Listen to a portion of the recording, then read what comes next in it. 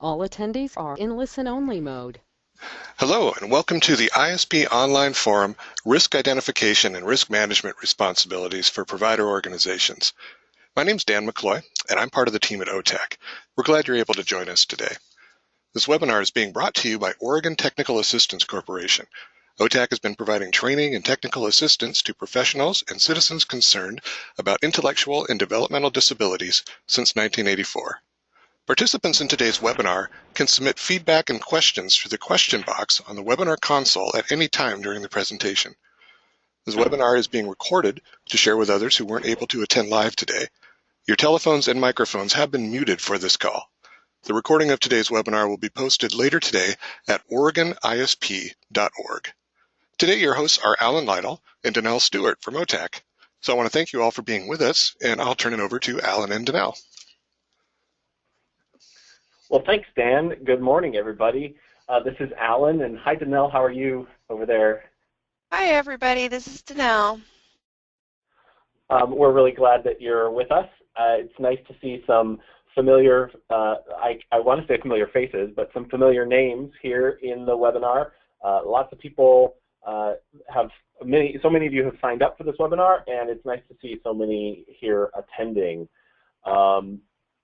Glad to see you. We want to let you know that today's webinar is going to focus on responsibilities of provider organizations who support people that live in residential settings.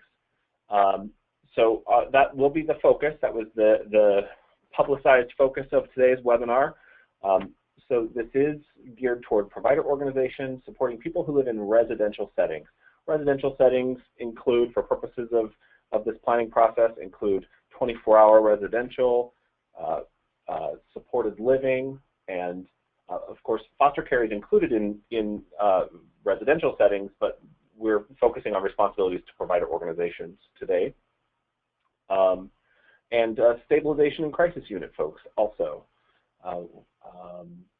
And this training today does build on information that we presented in our classroom trainings, and of course that you'll find in the instruction manual. We're not going to cover all of the basics that we covered in those, although we will certainly build on those points that we covered in the classroom. So our agenda for today, we want to take a deeper dive into some issues in the risk identification tool. We'll be highlighting some areas where we've had questions, and where we've had ongoing conversation. And then we'll talk about the risk management plan in the ISP and your responsibilities as a provider to provide supports that are outlined in the ISP.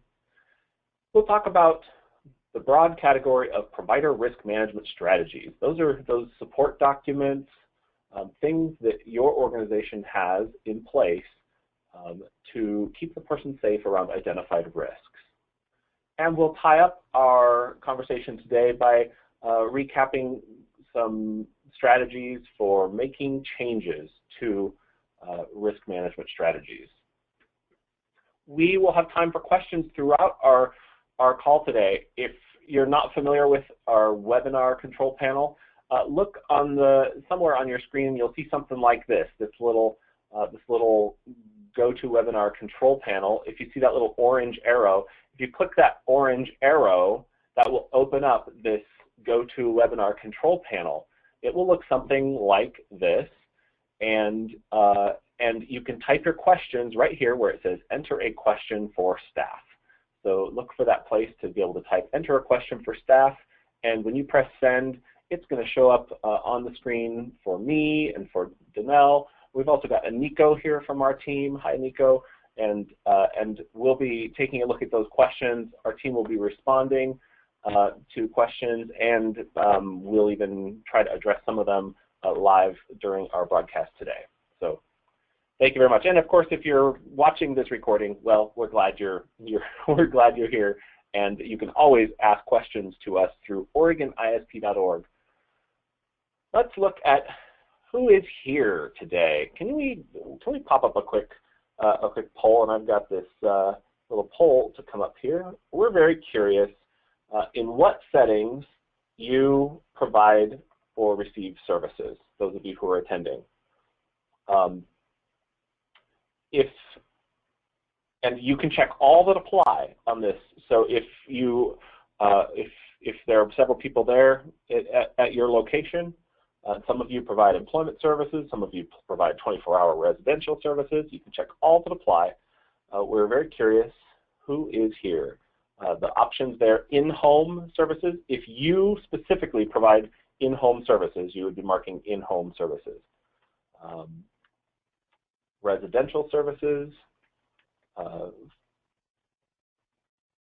employment services and or day supports. We know those are two very different and distinct services, but sometimes, especially at the provider organization level, similar provider organization staff deliver various services there. And if you are case management or a regional staff or state staff, check that accordingly. Just curious who is here and present. We've got, looks like 88% of the people present have responded. So I'm going to pop those results up here. Let's just take a look. Who's here? So right now you should be able to see who's here. You can see that 60% of the people present provide or receive residential services, 8% in-home services through the CDDP or brokerage, 8% foster care, 38% employment services and or day supports, and 18% fall into that other case management, state or regional staff. Great, we're really glad that you're here. That helps us have a sense of who is present with us today. When you are, just as a reminder, as you're asking questions, if you are coming at this from a perspective other than serving someone who lives in a residential setting, do give us that context in your question so that we can make sure we get the correct answer for you. Okay, let me make sure I have my question window open, which I do. So we wanted to remind you of some of the resources. Danelle, I was wondering, would you like to remind us of some of the resources that we have available at OregonISP.org? So yes, I would love to. So at OregonISP.org, you will find the ISP instruction manual. You will also be able to access all the latest versions of the ISP forums, the ISP sample plans. Those are also available at OregonISP.org.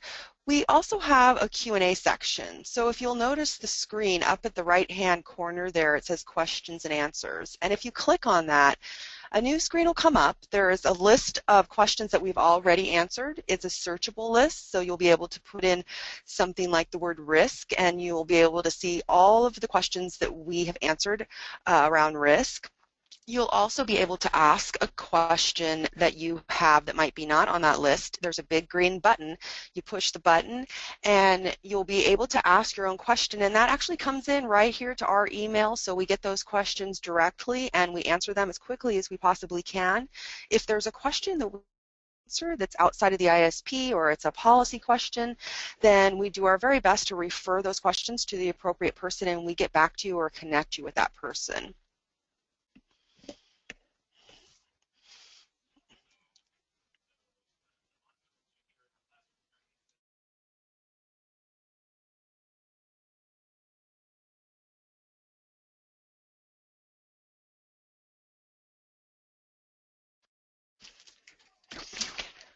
Thanks very much. And so our mantra on in our classroom trainings is always, you can always visit OregonISP.org to get more resources. So let's go ahead and take our deeper dive into the risk identification tool. And your questions are welcome throughout our presentation today. Please type them right into the question box. So on my screen now is a picture of the front page of the risk identification tool. And one of the first things we wanted to cover is recapping the idea of evaluations. As you know, certain questions, in particular some of these initial medical, health and medical related questions, do expect an evaluation in certain circumstances. So I wanted to come back to what is the overall purpose of the risk identification tool. The overall purpose of the tool is to help us rule in or rule out a risk so that we can indicate, is this risk present? Yes, or possible, no, or history. So these responses over here are helping us rule in or rule out a risk. For some of these risks, such as aspiration, and we'll be using aspiration here for a moment as our example, there are actually a number of risk factors that contribute to the potential for that risk of aspiration. These risk factors, A through F, we believe are definite risk factors. If any of these are present, the answer is a given. It needs to be a yes. So I'm going to show you an example. Here is an example of letter A marked yes. Once A is marked, we're marking yes for aspiration. The risk is present, supports are needed. So on the flip side, here is a situation where these risk factors down inside this solid black box we consider sometimes ambiguous or they are worth further conversation with a qualified professional in order to help determine if the person is at risk of the issue. So in this case, if the person coughs or chokes while eating or drinking, if that was the case, then we would need to consult with a qualified professional, get evaluation results so that we could then determine whether the response should be yes, possible, no, or history. So that evaluation is expected, and that evaluation will help us rule in or rule out the risk. That evaluation can also help us identify support strategies. So the purpose of this box is if these issues are present and we haven't already defined that risk, then that evaluation would be used to help us rule in or rule out that risk. Now, we have one other example here. I'm going to pull up on the screen here. Notice in this situation, there is already a diagnosis of dysphagia, or the person has been identified to be at risk for aspiration by a qualified medical professional. So one of these outside A through F is marked. If one of these is also marked inside, there is no additional evaluation expected because you have already ruled in the risk of aspiration. Do you see that? So I wanted to just point out that point that we're not trying to seek or compel redundant evaluations where we're going back to reconfirm something that has already been established. If there's any question, it has not yet been identified, that's when we're talking about the evaluation expectation. Okay.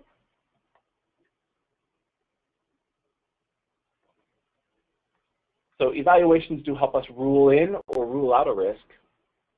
They can also be helpful to help us clarify or identify some specific support strategies, like the best way to support me around my aspiration or around that particular identified behavioral issue.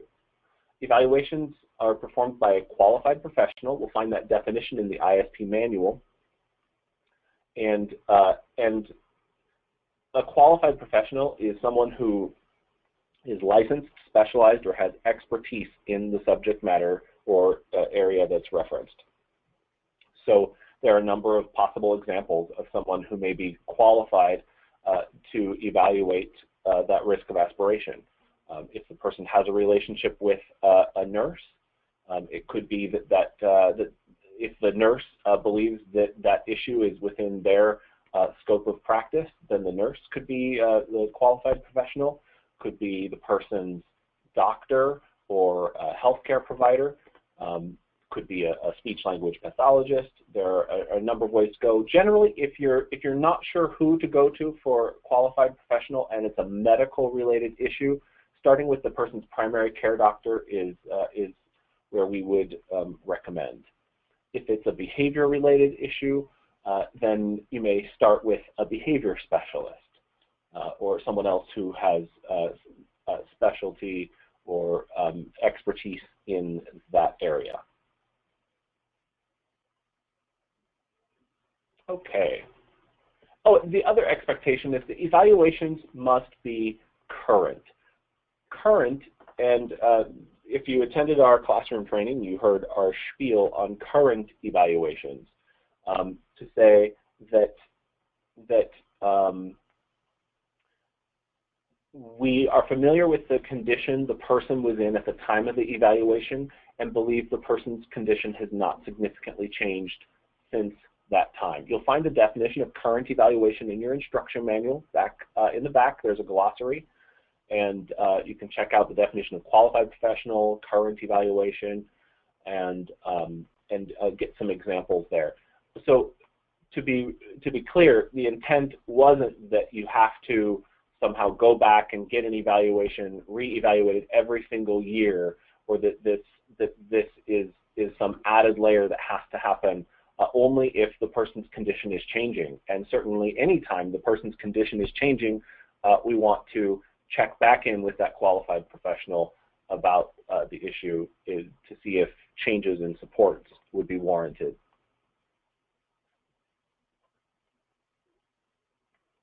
Okay, so we have several examples, or the next several risks are related to dehydration, choking, seizures, and several of those do have evaluation expectations for certain of those risk factors as well.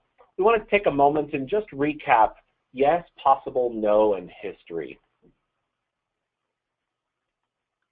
As a reminder, the only response on the risk identification tool that will result in supports in place is a yes. So yes means the risk is present and supports for this risk are needed. That's the only response that results in supports in place. Possible is only going to result in follow-up for the services coordinator or personal agent.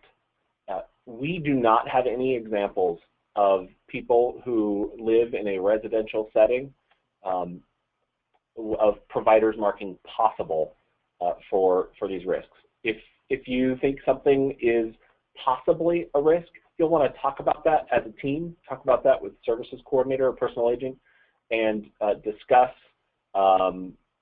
what you're observing and why you feel that that's a possible risk. And then the team is ultimately going to make a decision. Do we believe that this risk is present enough? So yes, that we believe supports are necessary for this, or do we believe that no, the risk is not present and no supports are needed? So no means no, there are no risks and no supports in place. And history is used only for informational purposes. It doesn't result in the team taking any specific action or maintaining specific supports in place.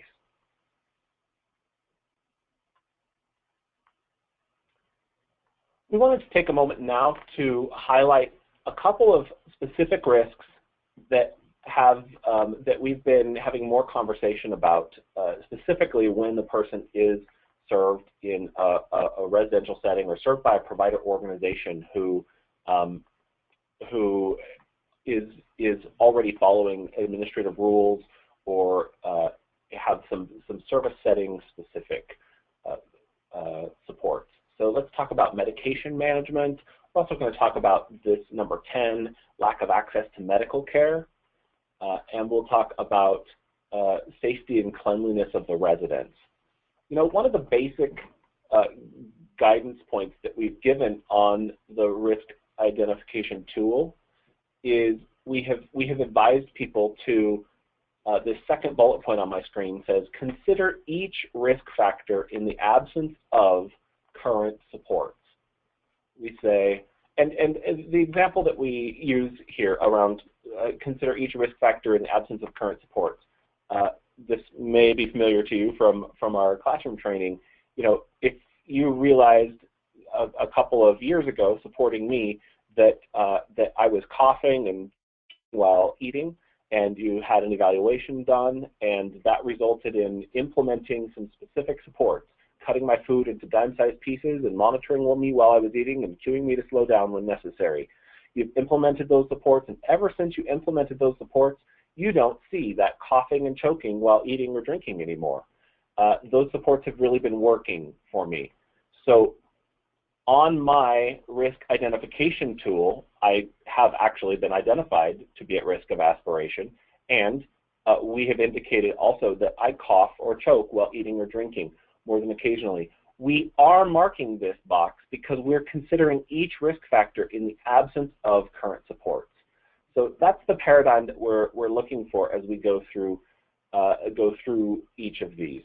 Now, where that has become a struggle or a point of confusion for some folks is around when we get into unsafe medication management, lack of access to medical care, and safety and cleanliness of residents. I'm calling these out in particular because we've been having conversation with some provider organizations recognizing, yeah, as part of the services that we provide as a provider organization in a 24-hour residential setting, for instance, we provide medication administration, we provide transportation to and from medical appointments and support at the medical appointment, we assist with basic daily housekeeping, and in the absence of those supports, the person wouldn't be able to do that on their own.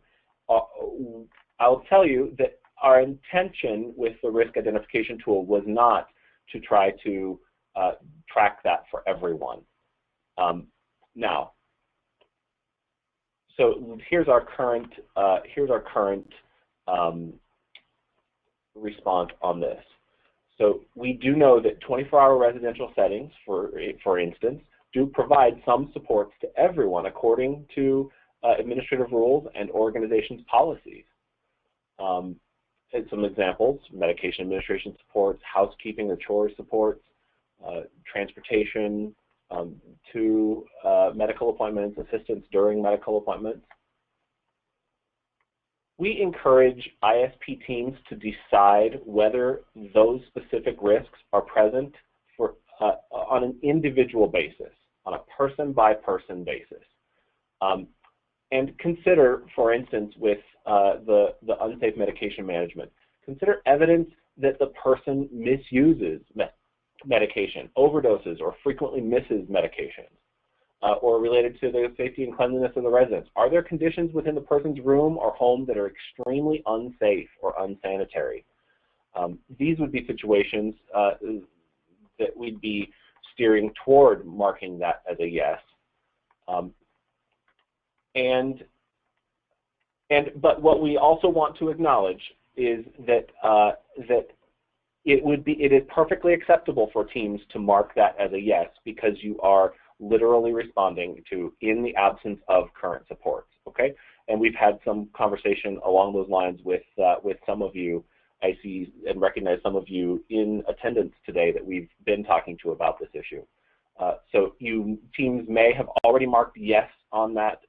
Just because you are really trying to carefully follow the direction to consider each risk in the absence of current supports, and that is acceptable. We have been engaged in conversation with the licensing team and with the policy at the State Office of DD Services, and there is agreement that teams decide whether this is present on an individual basis, yes or no. If yes is marked, if the team ends up marking yes for this, and this is one of those supports that are provided specific to the setting, then here's our guidance for you. Consider if specific staff instruction is necessary to support the person with this risk. So is there something specific for supporting me with my medication that staff need to be specially trained for? If so, then you want to always make sure then that those instructions are written down. That would be a situation where developing some sort of special, administering medications for Alan, protocol or support document would be helpful. But unfortunately, what we saw in a few situations was because you were marking yes, because you always provide that support for everyone, we were then seeing that people thought that they had to build new protocols or new instructions just to address these routine daily issues. So here's the second part of this guidance. If the issue is satisfactorily addressed by following your organization's policies, the Services Coordinator or PA can note that on the ISP Risk Management Plan, and no further protocol or support document is expected on this. So we don't need to see a big surge in housekeeping protocols that say the group home staff are going to do the daily housework that you've always done and that you've always been accountable to maintain a safe and clean residence. So we only would be looking for a specific support if the team feels there really is something specific to this person that needs to be written down, okay? So I hope this additional guidance will help, and do feel free to ask questions on this issue if you have any, and our team will be responding. So we've got another couple of risks we'll point out. I wanted to talk also about number 19, safety risk. This risk says enters into contracts that he or she may not be able to complete. And then it says, consider the person's capacity to make an informed decision about contracts or agreements he or she enters into. So one of the points of confusion or areas that people have struggled with is some people have said, well, I support somebody who I know, we really believe doesn't have the capacity to make an informed decision, needs a lot of support with day-to-day decision making, and wouldn't be able to safely enter a contract and be able to follow through with that. And so we feel we need to mark this yes. What we ask in that situation is, so have you seen evidence that the person is trying to enter into contracts that he or she may not be able to complete, or the person has, and we have some specific concerns about that? Those are the situations that we're really looking for a yes. We weren't trying to flag this as a risk for every single person who may need support on a day-to-day basis with decision making. We are trying to call this out if this is a known issue for this person.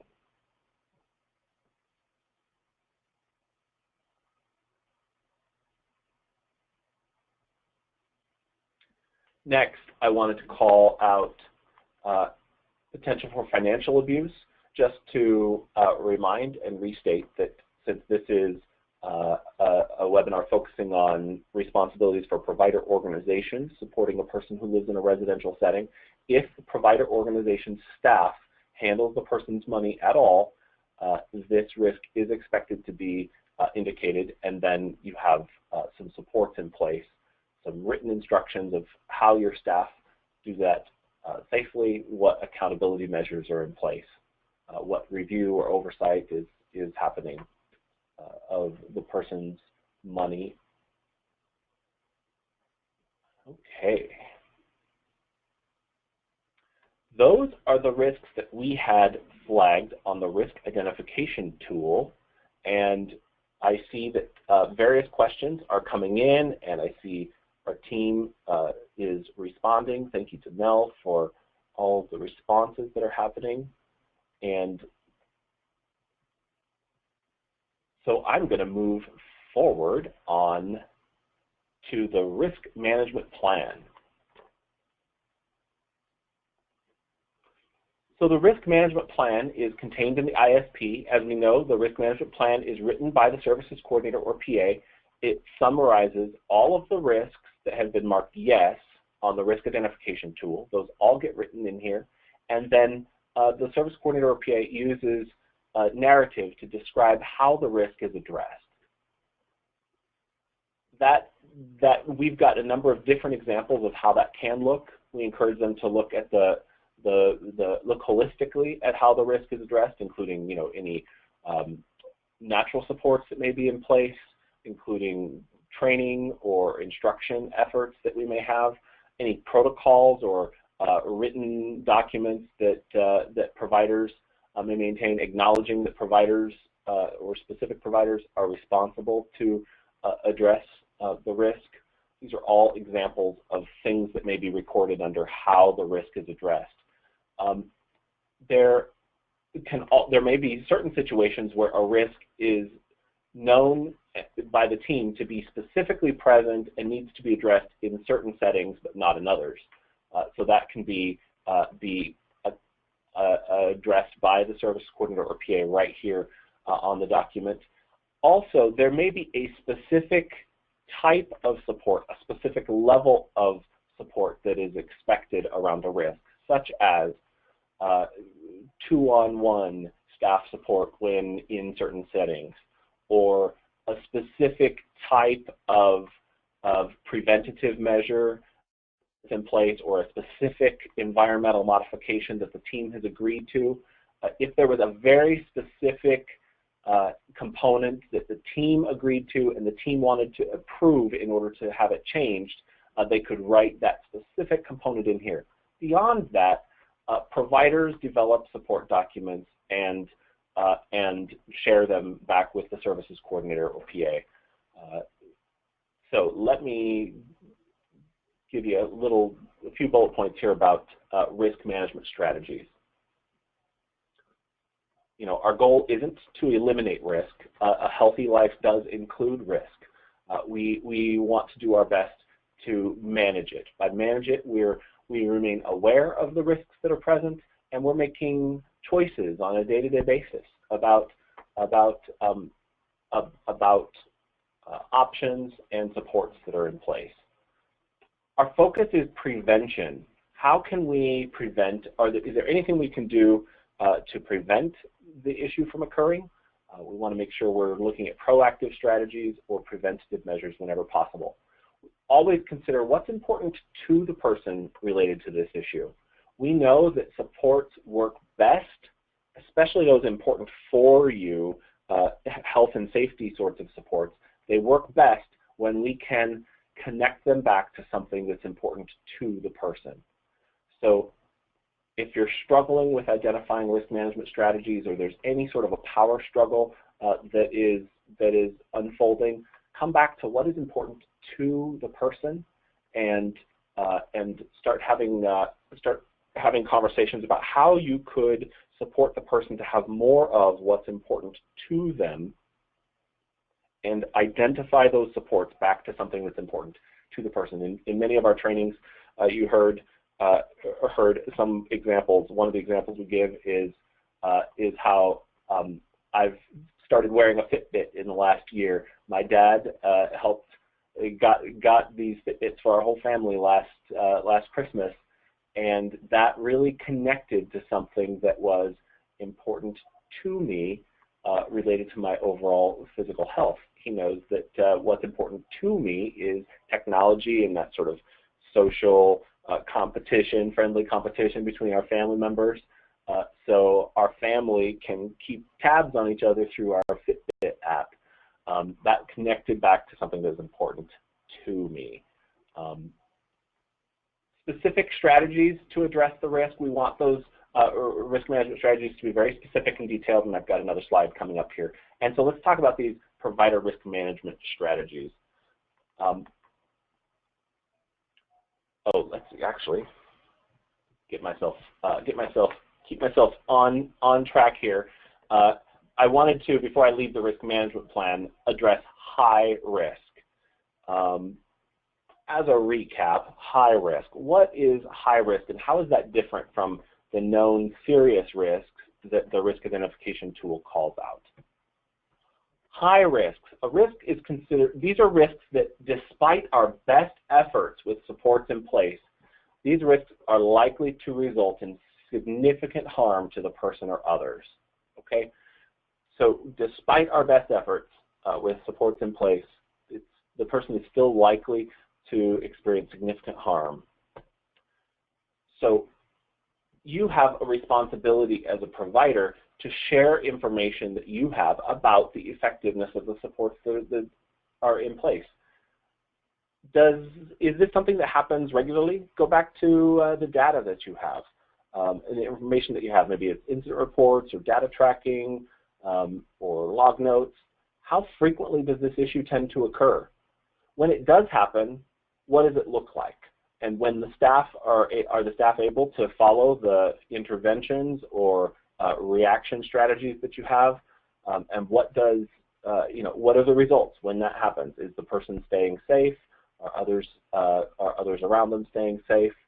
Or is it resulting in emergency room visits? Is it resulting in injury, in significant property loss? Share that information back to the services coordinator. The services coordinator is given this matrix in their ISP manual. It is page 52, and they are responding to the question: will the supports in place manage the identified risk to prevent serious harm to the person or to others? And to do that, they're looking at the likelihood that this issue will occur with the current supports in place, and the potential consequence if this issue does occur, the supports in place.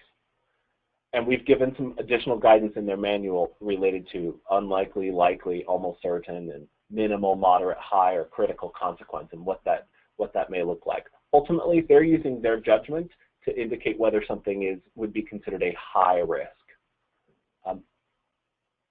So if there are 3 or more high risks, that results in increased services coordinator or PA monitoring frequency. They're going to be expected to monitor at least monthly.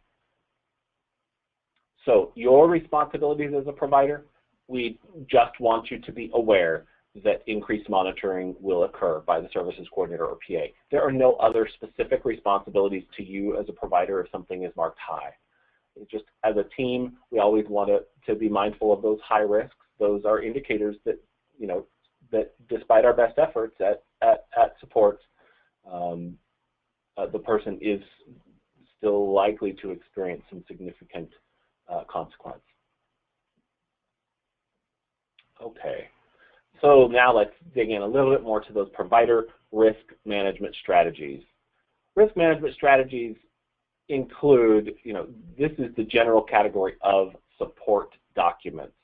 And many of you have been familiar with using the term support documents for years, and others are new to this language. So I want to give you a few examples of provider risk management strategies. You may be familiar with having a seizure protocol or an aspiration or choking protocol. How about a constipation protocol? So all of these examples of health-specific protocols. Other examples could be, specific to the circumstance of a person, such as G-tube feeding instructions. In every case, these documents are written specific to the person. Another example, financial plan, having a document that explains what we do to safeguard the person's funds, or what our responsibilities are around the person's money. Behavior support plan is another example. Safety plan is another example of support documents. You could probably name off any number of other custom protocols or support documents that you may have developed. All of these fall into this broad category of support documents or provider risk management strategies. So these are all considered support documents or provider risk management strategies. So what do support documents have in common? They're written by the provider organization. You create them. They are your risk management strategies and tools. It is for training. So they're always specific to the location, home or work, etc., so that you can tailor the staff's response to this location so that staff know exactly what they're expected to do in this situation. They're always specific to the person. This is different than agency-wide policies on how we administer medication, for instance. This is a support document is something that is specific to the person and that helps staff best support this person. They're always written so that the direct support staff can understand them clearly. Don't write them for the doctor. Don't write them for the services coordinator. Write them for the direct support staff. Write it so that they understand their responsibilities, what they need to do. That's your #1 priority. Support documents always have a title, date of last update, and an author. We want to know what it's called, and by having a title and a date, we're able to refer to that document and be able to reference that aspiration protocol dated February 21st, 2015. And they should always include preventative measures. Preventative measures, proactive strategies, etc. So you develop your provider risk management strategies, those support documents, and you list them on this form, specific to the site where you serve the person. So we have some examples from John's sample. This is the provider risk management strategies form that was developed for his group home. He's served by PDQ Residential Services at Lynn Street. And these are the various risks that are present in John's life, and a listing of the documents and the specific date of the document and where kept. We'll also find one of these for his employment provider, Q Services Incorporated. They have their own provider risk management strategies sheet.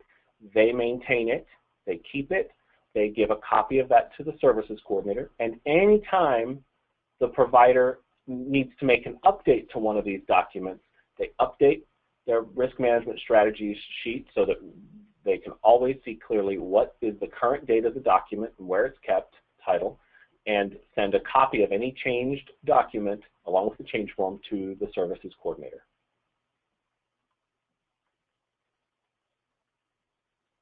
One common question before I leave support documents and risk management strategies, a common question is, do we have to keep copies of, if we're the home provider, do we have to keep copies of the work provider's protocols and support documents in our files? No, you are not required to keep copies of those things, and we would definitely strongly encourage you not to have those. If you are wanting to keep them, we would encourage you not to keep them in a place where direct support staff are going to have to sift through between, is this the home protocol or the work protocol? Limit the direct support staff's day-to-day, in and out access to those things that they need to follow and to understand in order to do their job. And avoid just throwing everything into one big pile and everybody somehow has to, the direct support staff have to somehow sift through what's home and what's work and what makes sense, what and where. It should be very clear to them, these are the protocols that I follow here in this location. That's what's most important about these risk management strategies. So as we steer toward a wrap-up, I wanted to talk about making changes. And I'll remind you that our focus with making changes, and in particular around support documents, is understanding whether approval is necessary for a specific change or if the change can be made with notification only. So you'll use a change form to record any changes to your support documents, provide notification or obtain approval if required, and send a copy of the changed document and the completed change form to the services coordinator or personal agent. This is a copy of that change form. It would list the reason for change and any specific changes that are being made. Who was involved in making that change, who was notified of that change, the date they were notified, if approval was required, and we're going to talk about that in just a second, if approval was required, note the date that that was approved, and then either the person's signature or the note of how approval or notification was given. So notified by email or approval given via email, and we would have the date right here. So that note of how approval and notification was given is important because that can help, that helps with accountability, and it can help jog memory of, oh, that's right, we did have a telephone call about that. So that signature or note is important there. So let's talk about whether approval or notification is required related to risks and support documents. So if you've identified a new risk, there's a new risk factor present in the person's life, or perhaps a risk, you believe a risk is discontinuing, you may initiate a change form around that does expect approval, because that will actually be changing what's written in the ISP risk management plan. So approval is expected prior to implementing that sort of a change. Revision to provider support documents that changes the scope of the supports provided. I'm going to show you an example of those right here. Scope of changes. This little section is noted in your manual. Some examples of a change in the scope of the support document would be restricting a person's rights or restoring rights that have been previously restricted, making the environment more or less restrictive, compelling the person to make restitution for damages, adding or changing PPI in a behavior support plan, or contradicting a doctor's order. Just some examples of a significant change in scope of the support document. Approval would be expected in that sort of a situation. Other changes to support documents that do not change the scope of the supports provided. You can make those changes by providing notification only. Send a copy of the changed document, including the change form, to the services coordinator or PA. Also, minor changes to the risk identification tool. So we're not recommending adding or removing a risk, but maybe a new evaluation occurred, or an evaluation that was planned now has occurred, and now you've got a date and you've got results of the evaluation. Those are some examples of minor changes to the risk identification tool. Maybe some specific risk factors under aspiration are changing, but the risk of aspiration is still present. So we're not adding or discontinuing a risk, but some of those risk factors are changing. That sort of thing can also be initiated through notification by sending a copy to the services coordinator.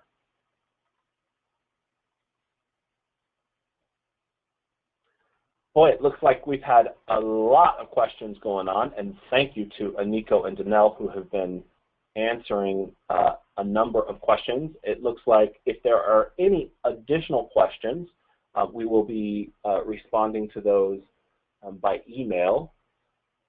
Want to check in with Danelle and see, Danelle, is there anything else that you have to offer, or any? I just want to say thank you for all the great questions today. You know, and feel free to go to OregonISP.org if you didn't get a chance to ask your question, or you think of something later.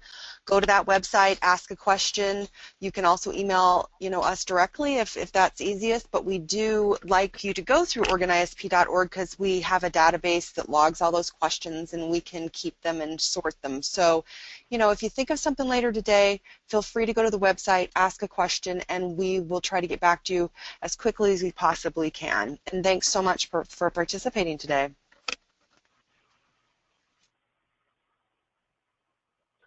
Great. And so the ISP Pipeline email newsletter is how we communicate upcoming trainings. I'll let you know that we are right now in discussion with the State Office of DD Services regarding what trainings they would like to see over the course of the next year. So we're planning out delivery of trainings, webinars, looking at some online training options, and other developments over the course of the next year. We'll be keeping you posted through the ISP pipeline as those opportunities come available. When the webinar concludes today, you'll be directed to a short evaluation.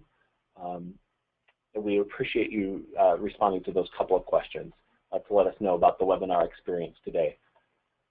Thank you all so much for your participation, and we'll turn it back over to Dan. Thanks, everybody.